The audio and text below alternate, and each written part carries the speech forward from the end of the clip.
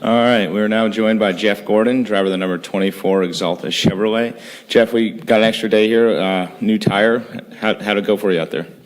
Pretty good. I thought the track had good grip when we first started, and lost a little bit, probably due to track temp there towards the end of the day. Certainly hoping to lay some rubber down, but I'm not so sure that this tire is going to do that. But other than just being real tight, I thought the tire, reacted pretty similar to what we've dealt with in the past year. All right, we'll open up for questions. If you raise your hand, we'll get a wireless mic to you and state your name and affiliation. We'll start with Stan. Stan Creekmore with RPM tonight. Jeff, in everything you did today, is any of it a direction for the rest of the weekend, or was this really all testing, as it's called today? No, everything we did today was in direction for this weekend. I mean, to me, this is just an extension of our race weekend, but we have data on the car, data acquisition to gather more detailed information. In some ways, we wish we had this every weekend, not necessarily an extra day at the track, but data acquisition to gather that data, and then the engineers will sort through that overnight and come up with what we think we're going to need to do for the weekend. Of course, it's going to be cool on Sunday, so that's going to change things quite a bit in the grip level and the balance. But to me, I mean, testing is always trying to find something to make the car go faster, and not everything can relate to every other track. And this track being as smooth as it is and sort of a repave, still kind of acts like a repave, even though it has lost a little bit of grip. The tire, kind of makes it that too, because it's a pretty hard tire, that we're basically sitting on, and I'm not so sure that anything else really applies to other tracks. So we're all about what's happening this weekend. Andrea? Jeff, Andrea Pelkey, ESPN. What do you think your team's performance thus far in the chase says about you and your team? It's just, we don't ever quit. I think it shows that we've made improvements performance-wise. We've gotten a lot better, not just since the chase started, but prior to the chase, we were performing better, which, to me is what helped us get into a position to even have a shot at being in it. We had sporadic good performances earlier in the year, but for the most part, we just didn't have the speed. And that has really come together, in the last 6 weeks, and I'm really proud of them for that, because we've been going to the racetrack having a lot of fun. We've been leading laps and running up front, and at times in position to win races, and there's nothing better than doing that, and couldn't happen at a better time than right now. We'll go to Randy, and then Kenny. Jeff, Randy Kovitz, Kansas City Star.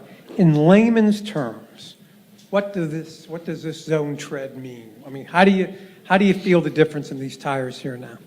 Unless you ABA the tire that we had here before against this tire and then back to the other tire, it's really hard to say what the gain is. I really give Goodyear a lot of credit for bringing this tire here and trying to give us something to lean on these smooth racetracks like this, where they have to build a very durable tire. We built a lot of shoulder heat in the tire because of the high speeds. So when we say durable, we mainly mean really rock hard. and so to put some softer compound in there to try to give the car a little bit more forgiveness and grip. I love it. It worked really well at Atlanta. That's the first time we ever raced this, and I really liked it there. I'm not seeing anything that is odd or off today, other than just really tight, and we are seeing some tire wear, which is a good thing, and that's what Goodyear likes to see, to dissipate that heat, is to see a little wear, and we'll monitor that throughout the weekend. But if we saw more rubber being laid down the track, then typically you'd say, okay, that'll get better as the weekend goes on. But this is one of those tires that we've seen this year where it just doesn't lay much rubber. Kenny? and Kenny Jeff. Bruce with NASCAR.com. Jeff, I guess along those same lines, is it a better tire in your opinion, or is it too early to say until you get into the race? I would right now I would say it's a better tire. Yeah, I mean I don't think any of us like the box that Goodyear's put in when we come to a newly surfaced track and have to put a rock hard tire on there for durability. It's not because that's the best performance tire. It's because they have to play it safe. Because of the high heat and the speeds that we're running. So right now what I'm feeling, it feels good, but it concerns me that we're just the 24 car, that we're as tight as we are, we can't seem to get it fixed. That makes it tough to maneuver through traffic and tough to get the speed out of the car that we want to have. So, we're just trying to find more tools to get the front to hook up. It seems like unhooking the back doesn't seem to be the answer. And so, right now it's probably too early to really judge the tire, but everything I'm seeing, I'm liking. I'm not disappointed with it in any way. Go to Jeff, Bob, and then Claire. Jeff Gluck from USA Today. I understand what you're saying about unless you compare the tires directly, you might not be able to tell the difference. But with everything that goes into the setup of the car and everything, is the tire a major change or a No. minor change? I think it's a very minor change. Bob Parker, Sporting News. James Hilton actually is retiring after his race tomorrow, and I think your rookie year was kind of the last year he was running some Cup races. I was curious if did you ever run into him? I mean, he was 59. I hope I never ran into him. Well, I meant just not literally with the car, but I was curious if you back then if you saw him and you're like, man, he's racing at 59. I hope I'm racing at 59, and now he's 79 and he's still racing. Well, I admire anybody that's out on the track, whether they're at full speed or whatever minimal speed is. I think it says a lot about somebody that wants to go out there and has a passion and desire to do that, and especially now working with AARP, I have an even greater appreciation for folks that do that. So. I don't have any real stories of racing with James other than he just seems like he's been around forever. And every time I turn on a race, James Hilton is out there, and that's pretty cool. You're not going to keep doing it. I don't think I'll be doing it till I'm 50. So no, but I said that I wouldn't be doing it when I'm 40, and here I am at 42. So you never know. Claire? Claire Belang, Sirius XM NASCAR Radio. Matt Kenseth said he wishes they would never change the tire. You said you like it. With this test today, and some of the teams are using the cars that they tested today, some aren't. But the thing is, I wonder how everybody adapts to it will make a difference in the race this weekend. Well, of course, whoever won the race the last time, they're not going to want anything to change. Things went well for them, and they would like to come back with everything being the same, especially when the championship's on the line. For us, even though we had just not a very good weekend, but it wasn't because we didn't have speed or I didn't like the tire. I thought we actually had a pretty good race car. We got caught on pit road when the caution came out, and we crashed in qualifying and had to come from the back. So, we were going to be in the top 10. So I wasn't asking for a big tire change or anything, but I always am asking Goodyear to find ways on this type of tire. It's the Michigan here, any newly paved racetrack. One of the things I struggle with the most on those types of tracks is there's just very little forgiveness. It just seems like you can get to the peak of the performance of the tire, but it's like a razor's edge, and you get to it, and then you can jump right over it very quickly, and you lose the front or the back. And that's what happened to me last time here qualifying. It's just very much of a surprise, and so I applaud Goodyear anytime that they're going to try to add something to that tire to give it a little bit more forgiveness, because I don't think I'm the only one, making those comments, and that's what I see them attempting to do, and they wouldn't have done it if they didn't feel confident in it. I know that there was limited testing that they did, and it was in July. But to my knowledge, this is sort of the first day that we've had this whole combination of both left sides and right sides on the car. And other than a little bit of extra wear, which is typical that you see on, especially after the rain and everything, I would say that it's a positive, not a negative. And real quickly for the layman, what forgiveness in a tire means in a race. You're talking about being on the razor's edge, but racing with the forgiveness. Yeah, it's just, when the car slides around, that you can recover from it. You can just ease out of the throttle and the car straightens up, and then you don't just lose the back of the car like that, or even the front of the car where you can feel where you're getting to the edge of the grip, and you know when you're about to go over it. And if you go over it, you can recover quickly and get the car to cut with the front. Same thing with the rear. And when the tire is real hard, it needs temperature. But even when you get it to that temperature and you load it up, it just only has so much grip, because it's just harder. And then it doesn't wear, so it lasts forever. That's why you see so many two-tire stops, where guys want track position instead of new tires. And I think most of us would agree that the best races that we see are tracks where there's fall off, there's 4 tire changes. It's nice to have somebody try to chance it and maybe take right sides, but you want to see passing, and the way you do that is by having fall off in the tire, in the abrasiveness of the track, and multiple grooves, and I think that's what they're at least trying to achieve with this tire. Go to Brant and Andrea. Brant James from ESPN.com.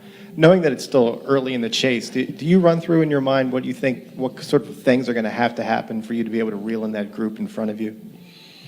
I think all we can do is our best to get the best out of our car and our team. We can't control what our competitors do. We can only control what we do. And to me, it's just living up to our full potential and then just kind of let the chips fall the way they're supposed to, or the way they will. And, we can't play those scenarios out in our mind, because you just don't know how that's going to happen. You just go out and race as hard as you can. And I'm very proud of the effort that we've put out. I made a mistake at New Hampshire that cost us. Other than that, we've gained on everybody in the chase except for the top 3 guys, and those guys have been performing very, very well. If they don't, have some issues or have a really bad day, then nobody's going to catch them, and we're not wishing that upon them. It's just we just got to go out and do our jobs and hope that the tracks, like I look at this as one of our weaker tracks. If we can perform well here, I think it really puts us in great position to go gain some points at a few other tracks, and that's what we're looking at doing right now. We're way ahead of the game right now. We were 4 weeks ago not in it. Now we're in it, and we're up to 5th, or tied for 4th. So we're pleased with where we're at. We're not going to complain about being where we're at all. Jeff, I just want to follow up on something you said earlier about you're having fun. How much Yeah. easier is it to come to the racetrack when that's going on rather than the struggles from the past? Yeah, I mean, this has been a very frustrating year for us.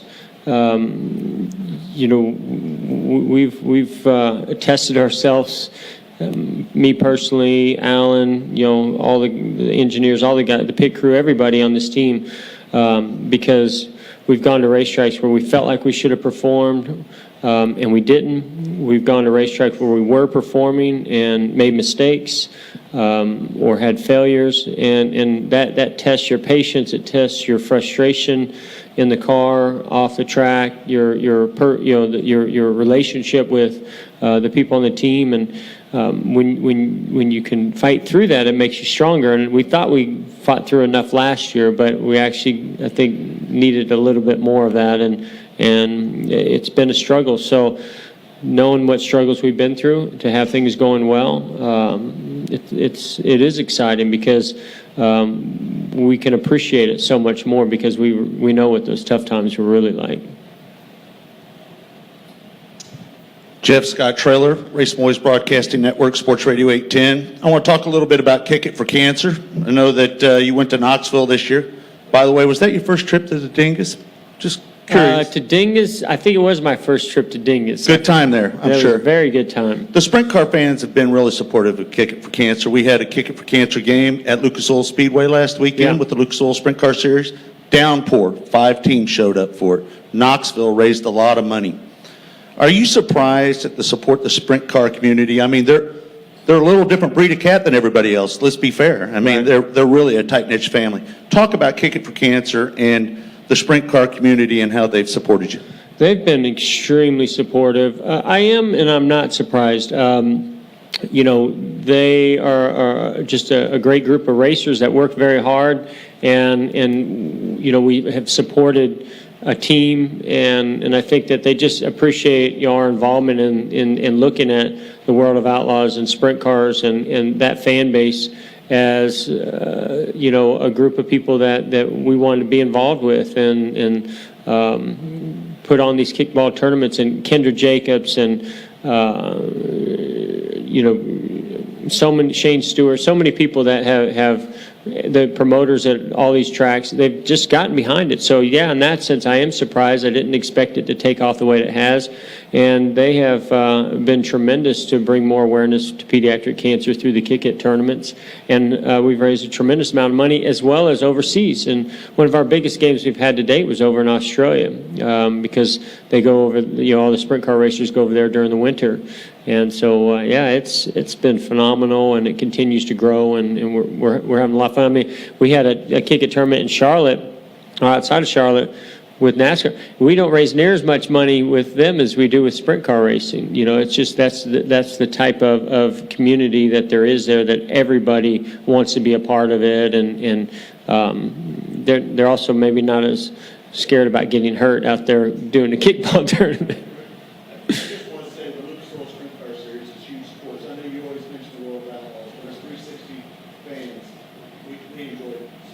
Thank you. Appreciate it. Just want to make sure that you know that we have a lot of those tournaments.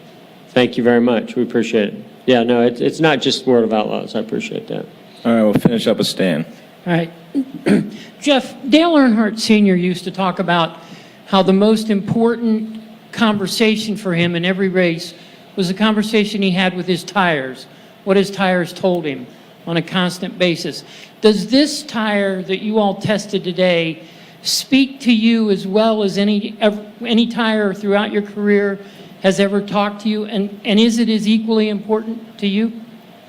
That must be why I struggle on these repays, Stan, because I feel like they're speaking French and I don't know French. No, I mean that's they don't, you know, and that's what I was getting at about, you know, these harder tires on these newly recently paved racetracks. You know, it's a box that we're in, and we understand why we're in it because of the durability, as I mentioned, and you know, trying to get the best performance, as well as we're carrying a lot of speed. This car's got a lot of downforce, and the track's got a lot of grip in it. And you know, you're either stuck to the racetrack or you're not stuck to the racetrack. There's no in between. So. You know, I mean, I understand what you're saying. You know, to me, you can say it's the tire. You can just say it's the grip level. You can just say it, you know, through the seat of your pants of what the car is doing. It's just feeding information. It does start at the tire because the tire and the contact to the pavement is the first thing that you're reacting to, and then it's sent up through the springs and the shocks and the whole chassis and aerodynamics and everything, and before it finally gets to you and your hands in the steering wheel and your butt in the seat. So I kind of like to talk to everything. Sometimes that's why I confuse myself in those conversations, but I never heard Dale say that, so that's interesting, but it's also true.